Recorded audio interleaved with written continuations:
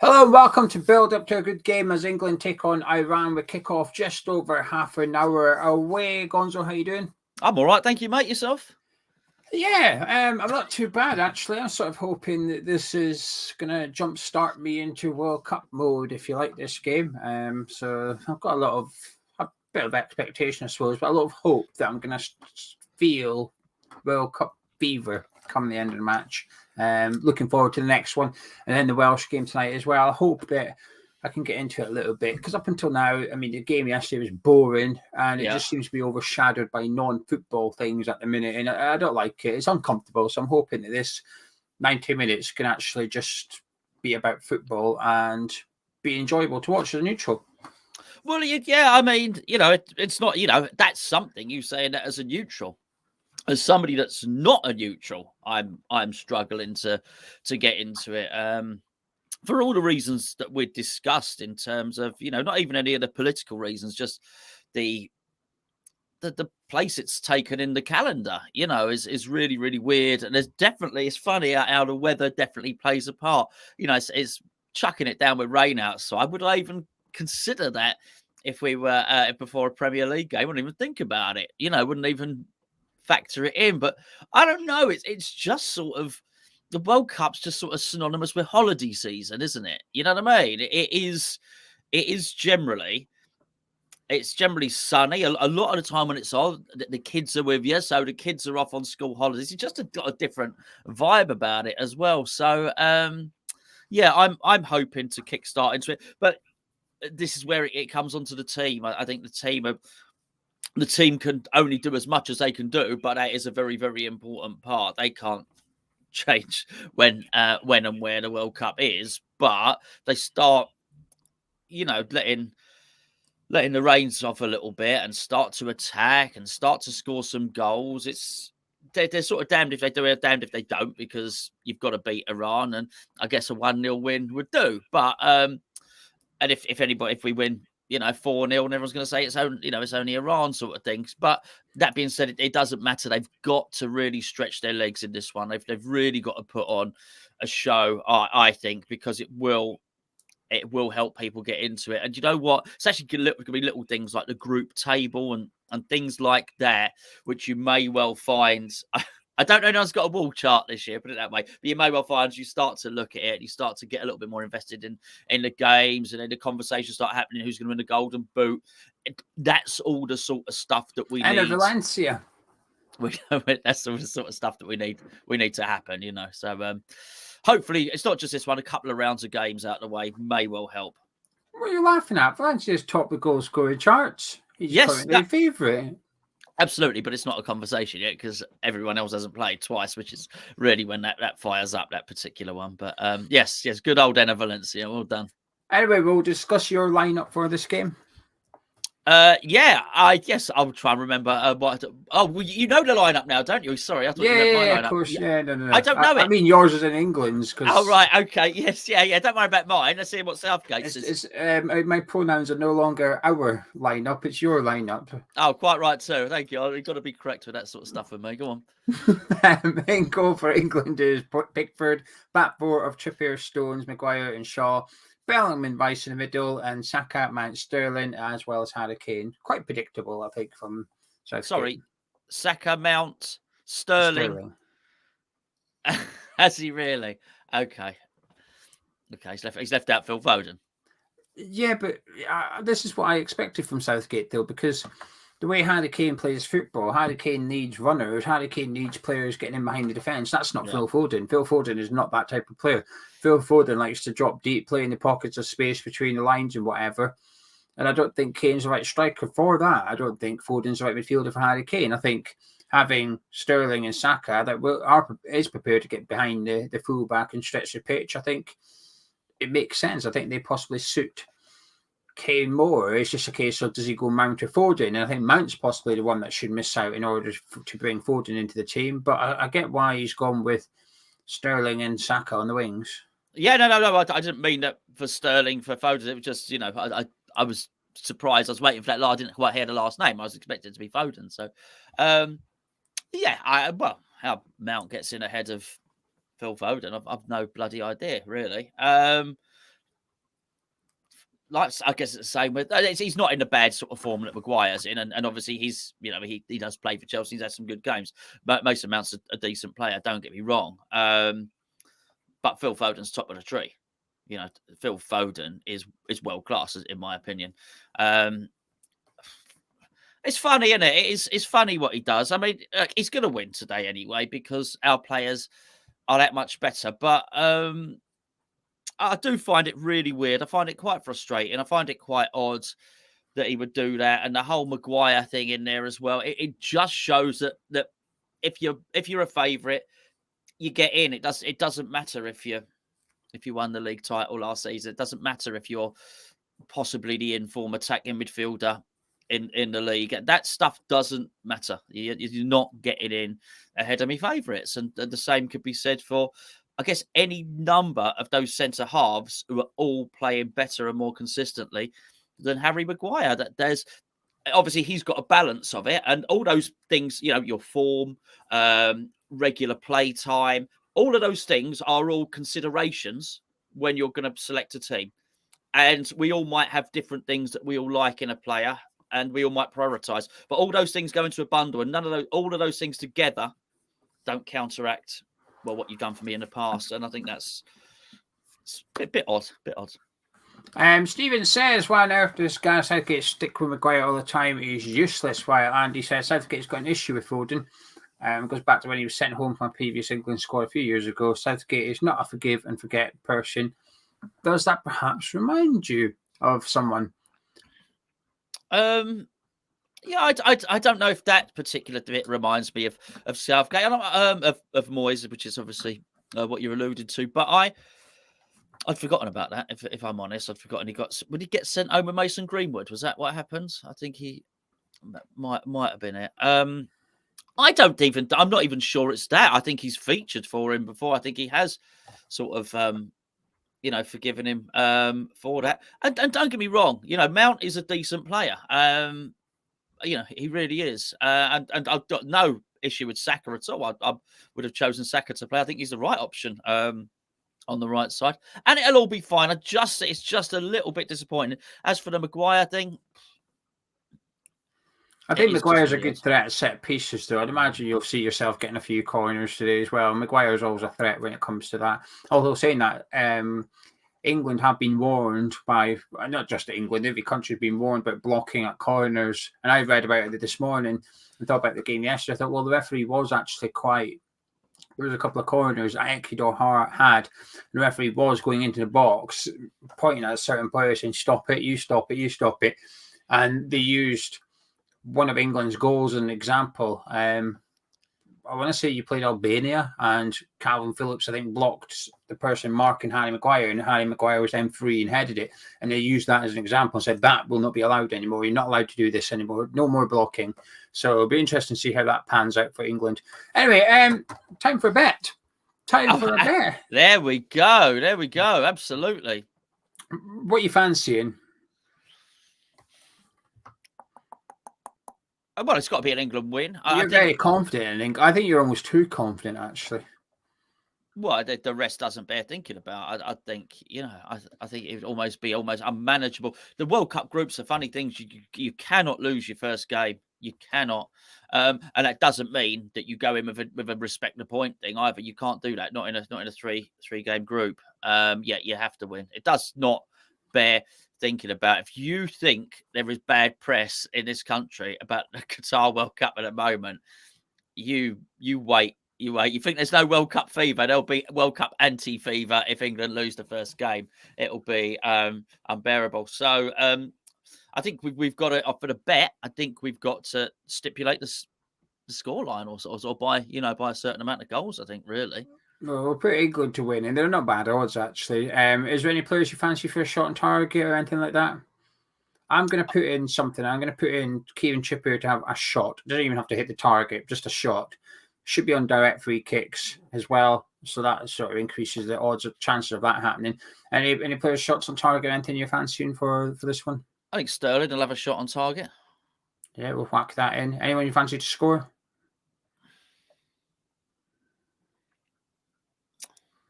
Mount. Mount, because he's likely to I'll play do a lot of then. the game. Yeah. Well, only 55 quid, £60, sorry. So £60 if this bet wins. To enter, Gonzo will tell you in just a second. But the bet for today is England to win the match, Kieran Trippier to have a shot, Raheem Sterling to have a shot on target, and Mason Mount to score a goal. 60 quid to one of you guys watching live. To enter, please put the following phrase. The phrase is, Maguire is Dyer. Maguire is Dyer. Get it in. As for what I think, like I said, it was predictable from Southgate. It's just, do you have that creative? Are you creative enough? After what I've seen from England in the Nations League, it's a very similar team that he's playing today, that he's played in the Nations League, which were very boring to watch. And there's not that many players in that England team banging form for the club. There's a few. Kieran Trippier is, but you have a look around it, and Maguire isn't. Sterling's having a tough time at Chelsea. Mason Mount's not in the best form coming into this one as well. And it's just a case of, do England have enough to just do what they need to do against Iran? They're favourites for it. They should be favourites for it. They should be winning. But I don't know. I've got a feeling that this is going to be a very boring game. It's, at the early kickoff, which equates to, I think it equates to 4 o'clock. I could be wrong. I think it's 4 o'clock over there at the minute. Okay. So it's still going to be pretty warm as well. So that's going to have an impact on the game, I'd imagine too. And I think it'll be tough for England. I do think it'll be a very tough game for you. So you should win, like I said. You've got the players, you've got the bloody bench to do it as well, like Foden and Grealish, and that's sat on there if you need them. It's just, it keeps coming back to the manager, and it's very West Hamitis a little bit because of him in the dugout. The thing is, you could play that starting 11 with a more adventurous manager. Let's just say Potter was in charge with that 11. You think, oh yeah, you fancy England to get a couple there. You fancy England to win this game comfortably with the same players. But when you change the manager and you know the style that's going to come with him, it gets a little bit like, my confidence drops a lot. But you've got Kieran Trippier on the park, which is good for set pieces, for your corners, for your free kicks from distance and whatever, not just shooting from crossing them in. You've got Kieran Trippier on there. So deliveries will be on the money every single time. Kane and Maguire in the boxes, big ticks when it comes to attacking set pieces. Two of the best players in the Premier League are attacking headers at set pieces. So that's always a nice card to have up your sleeve a little bit. I wouldn't be surprised if England almost somewhat rely on scoring a set piece in this game as well. I don't know enough about Iran in order to tell you anything about their players or if they're good at set pieces or not. But they're coming into this one with a little bit of form behind them, and they should have confidence. Iran should have confidence. I'd imagine they'll have a big support there with it being just over the border. I'd imagine there's possibly a lot of their fans at the stadium today as well. Will that make a difference? We'll have to wait and see. It's a weird tournament. Everything about this tournament is different.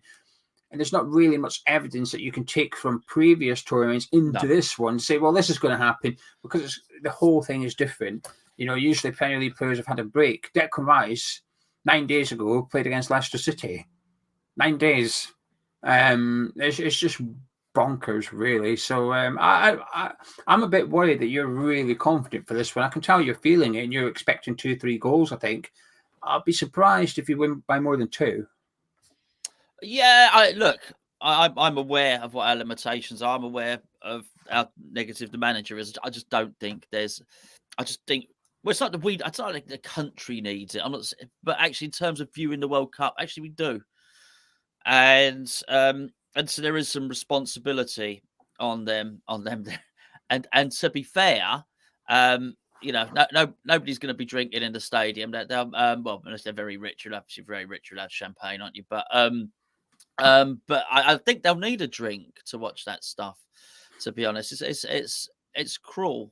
It's cruel to make fans watch England if they're only drinking water. That's you have to have a few beers just to get past the boring football, really. So I don't know. The whole thing's odd, Joe. I can't sit here and pretend and sit here and we get all excited about it. And I'm disappointed that I'm sat here with this mood, to be perfectly honest, this apathy to it. It's really, really odd. And for that, shame on them for putting the World Cup in the middle of the bloody winter, which is my main gripe with it. It's when it is. This is the thing. I don't want to discuss all the political stuff here. It's so much of it.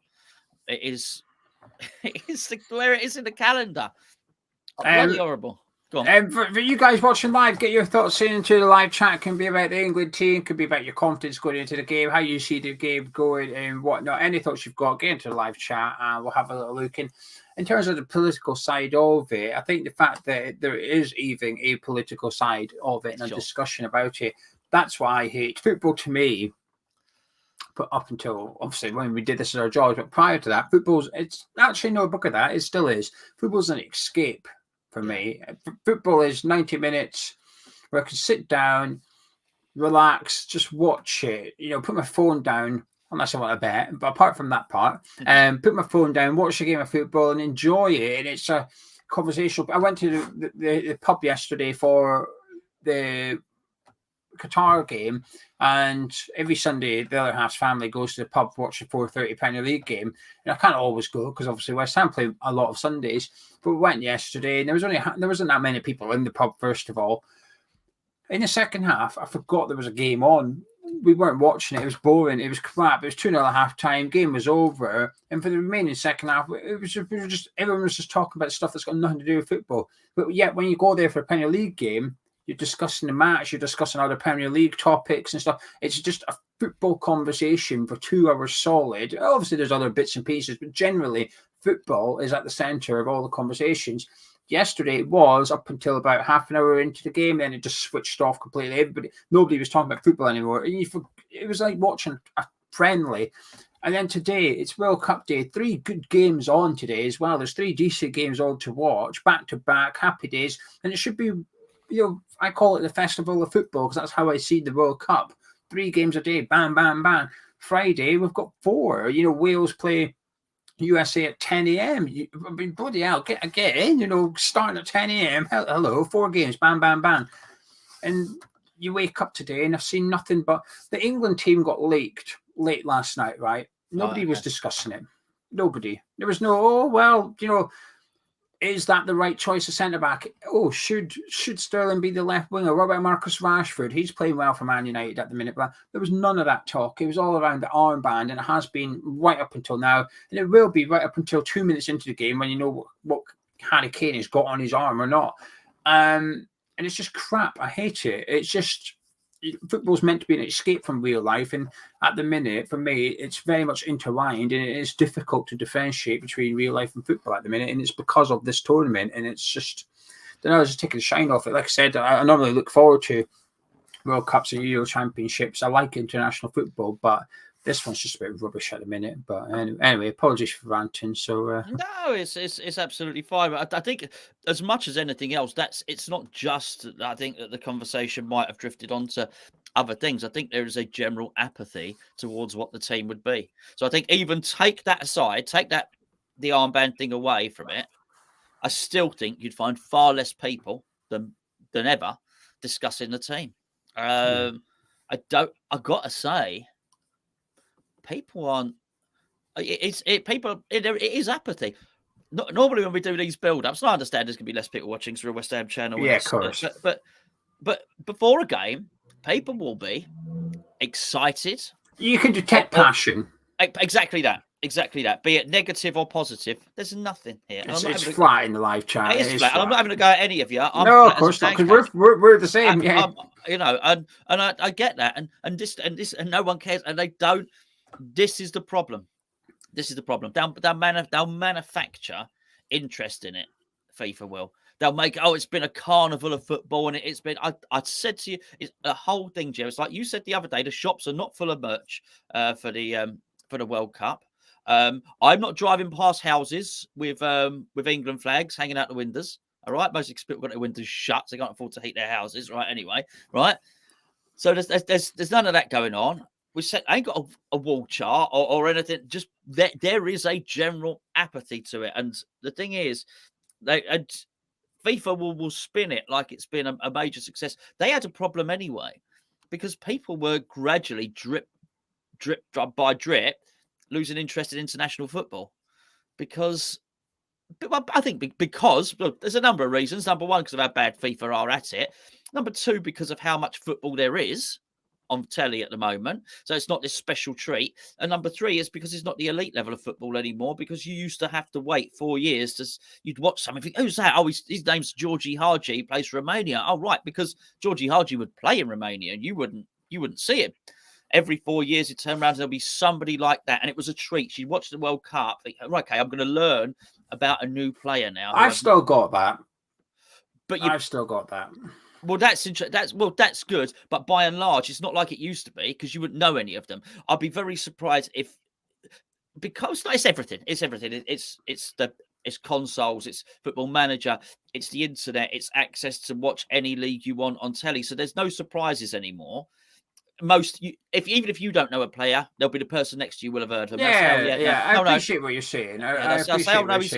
He's left back for Monaco. Yeah, good little player he is, and that's what you'll But there's also players I've heard of I've never seen play. Do you know what I mean? So the World Cup's a chance to see those players play. There might be a Dutch player or a Polish player that I've heard of. I know they're doing well for the club. I don't watch that country they play in, so here's my chance to see them and see how they get on at a tournament kind of thing. Anyway, let's see what live chat are saying. Ben said, World Cup comes around once every 4 years. I'm totally uninterested in this one, which means I've got to wait 8 years for a World Cup. Kaiser thinks we'll comfortably beat Iran, but go out next round to the Dutch. Good team, Holiday. Good players. Willie says, let's see some goals, great football, and get us in the mood for the World Cup. See, that's the one advantage you've got. I often say I actually have an advantage sometimes being a neutral because my country's never there, because I'm not emotionally invested in one country. Heartbreak's not an option for me. There's no such thing. I'm just watching football. That's all it is. But actually, a good game today might spark a bit of interest for you in here because it's England. You might, if you win 3-0, you play some really, brilliant. Can't wait for the next one now. I can't really get that off of today's game. I might hopefully think, that was a good game. Really looking forward to the next one, regardless of who it is. So what's going to get me and you sparking up interest in the World Cup is two completely different things, really. So it'll be interesting to see how our attitude changes as we go, depending on the performances of England compared to neutral games being really good. Sure, I think it might. For me, I was going to have to take into the knockout rounds. If it happens to happen and we face Holland, we beat Holland, then you might find I might say, "Oh, hello, something's going on here." Fred said, "Iran are half decent. Can't go in slightly. Can't go in even slightly defensive. Play to players' strengths, and we should be okay." Let's see what you're all saying. Major says, "Crack open some beers. It's after midday." Greg says the best thing about the event so far was the shot of that video of the Everton fans going to a mansion to play with Lions. Have you seen that? No. So there's these two Everton fans. They met like a, whatever you call them, like I don't know, a very wealthy person from Qatar. They met one of them. They were looking for beer, and he said, come back to mine. No, I've got beer. So I said, right. So they turned up, and he had a mansion, and he's got like lions and exotic birds and all that. So he's got like a zoo. So there's a video of this Everton fan with I think it's like a panther or something on his lap, and he's just stroking it.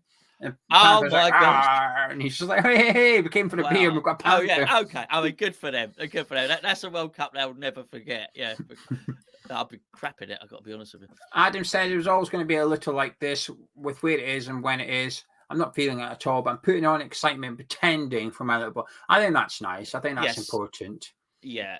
I should say that. You know what, Adam? Fair point. My son is excited. My son, because he doesn't need to know about the politics. Keep him out of the. He doesn't cover his ears and eyes when it comes to the politics of the FIFA World Cup a little bit. Depends on how old they are and whatever. But he's 13. I don't think they don't share it amongst themselves. That the kids, they don't. But he is, because he asked me. He asked me if he could bunk off school today. What did you say? I said, no, I can't do it. And he said, why? He said, good, just phone up. He said, I've got a sore throat or something. I said, I can't do that. He said, everyone's got a sore throat at the moment. You can. I said, yeah, but the trouble is your teachers will know what day it is. They're going to know. Also, you want to save that sore throat for the quarterfinals. You do want to save that. You don't want to use it too early. Oh, yeah, absolutely. You've got to save that.